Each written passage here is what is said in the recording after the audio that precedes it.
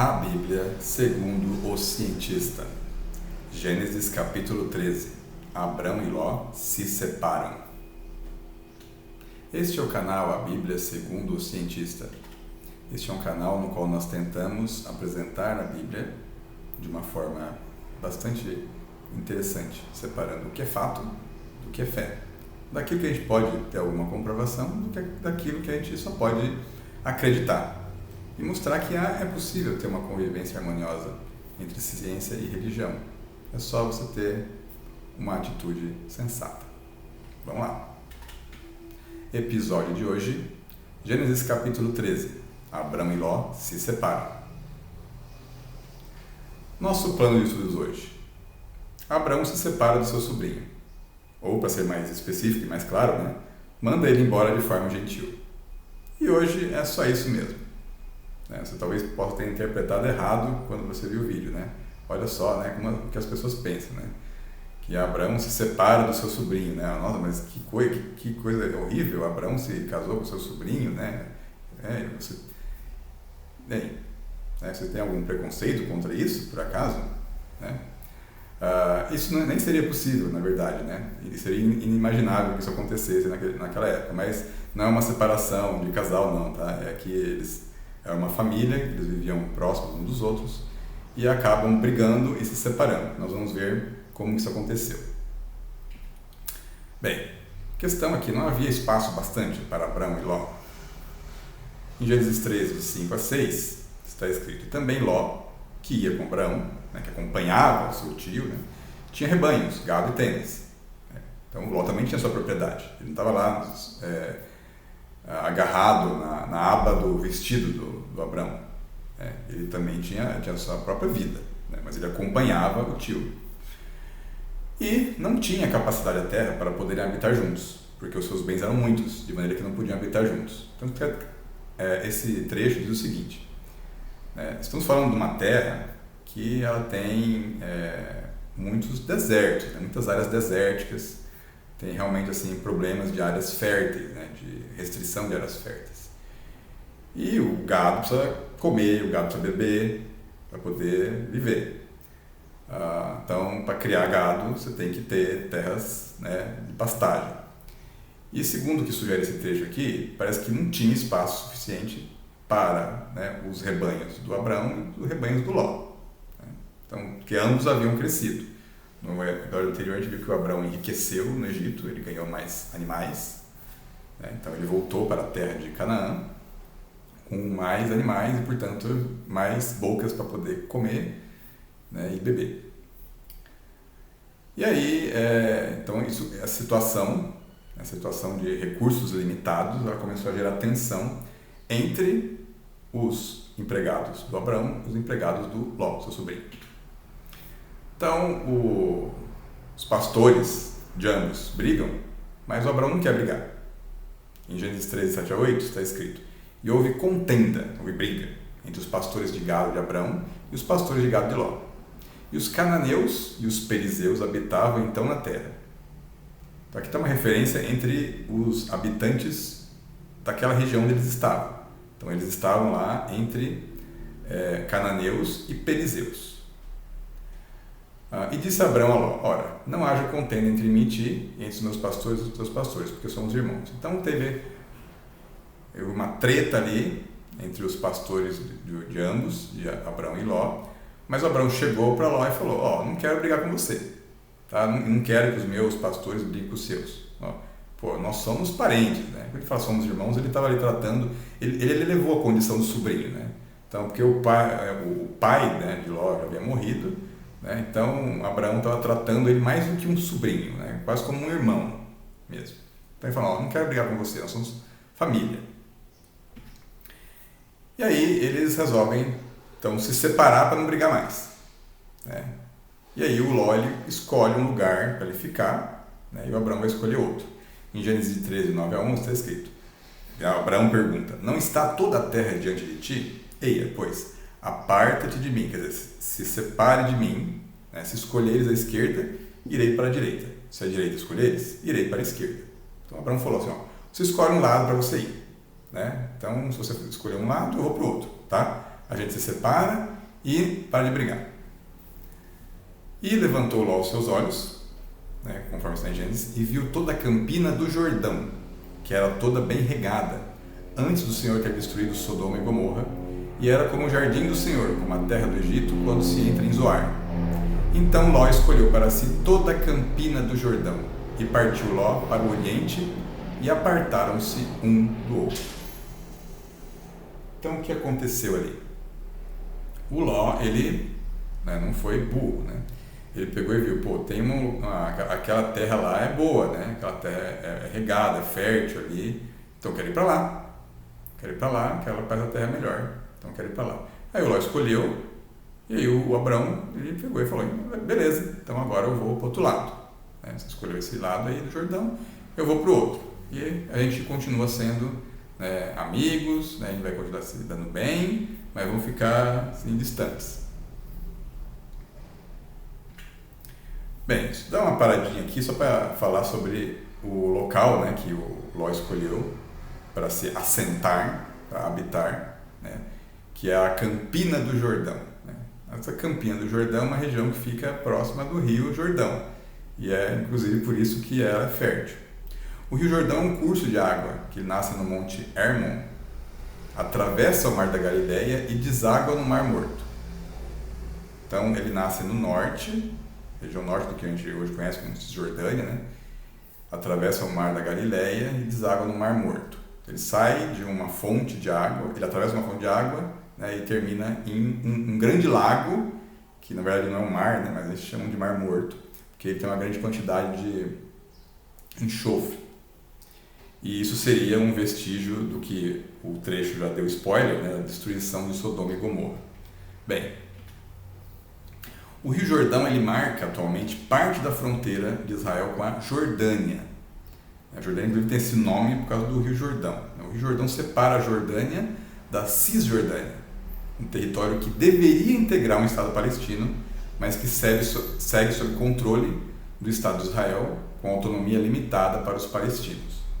Então, segundo um plano da ONU, esse território deveria se constituir em 2 estados soberanos, o Estado de Israel e o Estado palestino.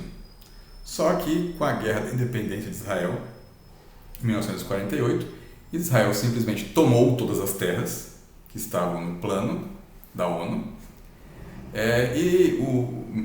milhares de palestinos foram expulsos e viraram refugiados. Após indas e vindas, grandes conflitos, finalmente foi estabelecido, né, um território para os palestinos, que é a Cisjordânia e a faixa de Gaza. A Cisjordânia é o território maior, que deveria ser um território exclusivo para os palestinos com o governo deles, mas na verdade não é o que ocorre.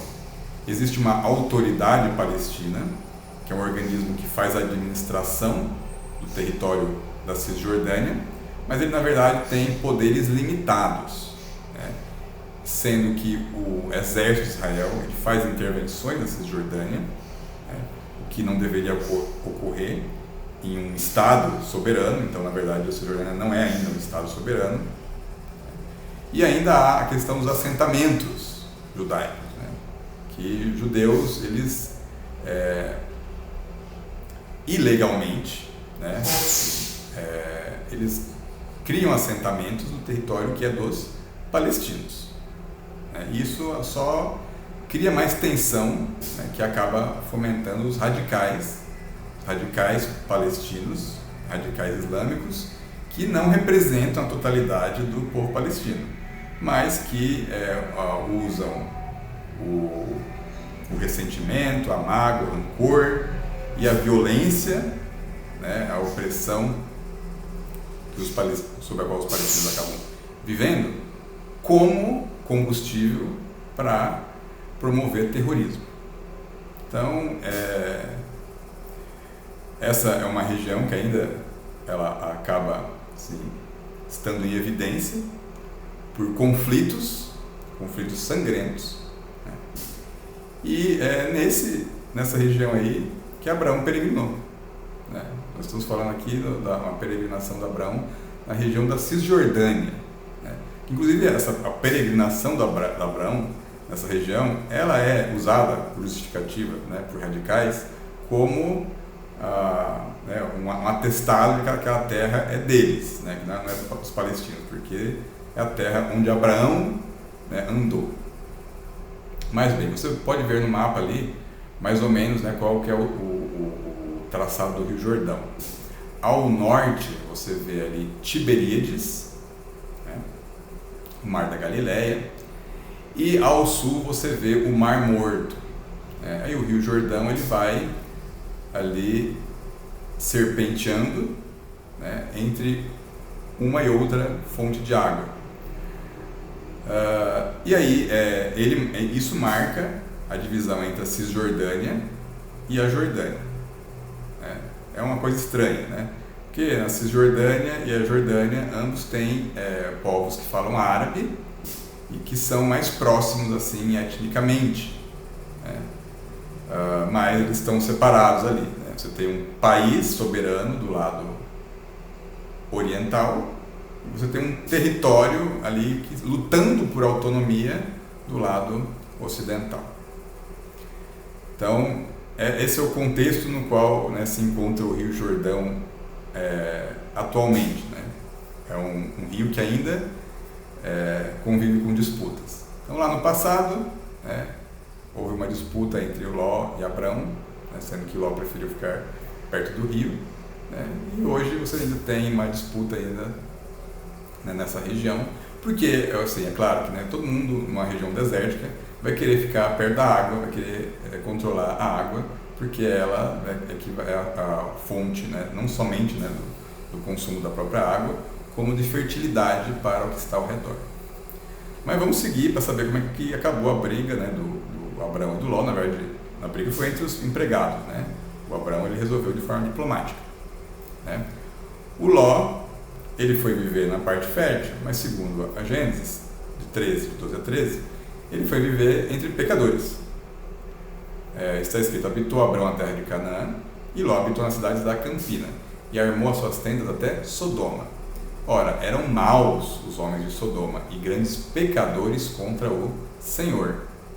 Então ele foi viver no meio de um pessoal que não era gente boa, né, segundo o que está escrito em Gênesis. E aí, né, há uma promessa de Deus a Abraão de entregar a terra a ele sem prazo de posse. Em Gênesis 13, de 14 a 15, está escrito: e disse o Senhor a Abraão, depois que Ló se apartou dele: levanta agora os teus olhos e olha desde o lugar onde estás, para o lado do norte e do sul, e do oriente e do ocidente, porque toda esta terra que vês, te hei de dar a ti e à sua descendência para sempre. Olam Ad, para sempre. Isso é um problema contemporâneo, porque radicais judeus usam este e outros trechos para justificar o seu direito à posse de terras que estão ali no Oriente Médio, né? E, né, o direito que sobrepõe o direito dos palestinos de estarem lá. É uma questão extremamente complicada, porque você tem várias disputas ocorrendo em vários níveis, né, que envolvem política, envolvem economia, envolvem religião, e no final de tudo isso nós temos conflitos que ceifam a vida de muitas pessoas que às vezes só querem viver em paz, mas que são tolhidas no meio de toda a violência. Então existe assim uma irracionalidade que busca justificativa no Antigo Testamento em trechos como esse, dizendo que, olha só, essa é a terra de Abraão, é a terra dos seus descendentes, né? Aqui o prazo de validade aqui é eterno, né? O termo de posse aqui é eterno. Então, nós não admitimos, né, outras pessoas aqui, seriam os gentios, né? Aqueles que não são descendentes de Abraão. Bem, depois disso aqui, né, essa promessa de terra sem data com o termo de posse eterno, em Gênesis 13, 16 e 18, Deus fala o seguinte a Abraão: e farei a tua descendência como o pó da terra, de maneira que se alguém puder contar o pó da terra, também a tua descendência será contada. Levanta-te, percorre essa terra no seu comprimento e na sua largura, porque a ti a darei. E Abraão mudou as suas tendas, e foi e habitou nos carvalhais de Manre, que estão junto a Hebrom, e edificou ali um altar ao Senhor. Então acho que tem, além da promessa, tem um compromisso. Tem um compromisso de que Abraão ele tem que andar por ali. É como se a sua andança ela garantisse a sua propriedade. Então, vou te dar isso aqui, mas você tem que pegar e percorrer as suas propriedades, né, no comprimento e na largura. Então a gente tem aqui mais ou menos uma ideia, né, de onde é que o Abraão estava quando isso aconteceu. Então nós temos aqui o Mar Morto. Então nós temos ao norte do Mar Morto seria o local onde o Ló estava, perto do Rio Jordão. Aqui nós vemos do lado direito da imagem. Então o Ló estaria ao norte do Mar Morto, perto do Rio Jordão, e o Abraão estaria, né, a oeste, ali na região de Hebrom. Então ele acampou ali em um local que estava mais distante das fontes de água, pelo menos das fontes mais abundantes de água, porque se você olhar mais perto, você vai ver que também tem água ali. Bem, para Abraão, mais valia um parente longe, né, cada um no seu quadrado.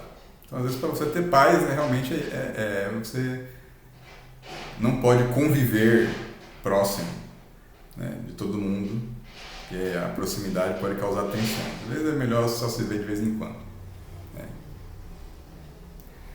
E assim terminamos aqui, né, esse trecho sobre a contenda de Abraão com Ló, como ela foi resolvida, e algumas menções, né, de que esses problemas do passado, parece que eles repercutem de alguma forma até hoje, ou melhor, eles são utilizados por pessoas, né, para fazer com que o conflito do passado ele se torne uma guerra no presente. Agradeço a sua atenção, né? Não esqueça de se inscrever no canal, de curtir o vídeo. Aqui a gente já vai dar as referências finais, né? Mostrar que a gente utiliza a Bíblia Sagrada Almeida Revista Corrigida, né, para os textos em português. Nós usamos fontes para falar do hebraico, a sua transliteração. As fontes em hebraico moderno são do livro Interlinear Hebraico-Português. E é isso, né? Espero que você continue acompanhando os vídeos do nosso canal. Não se esqueça de se inscrever.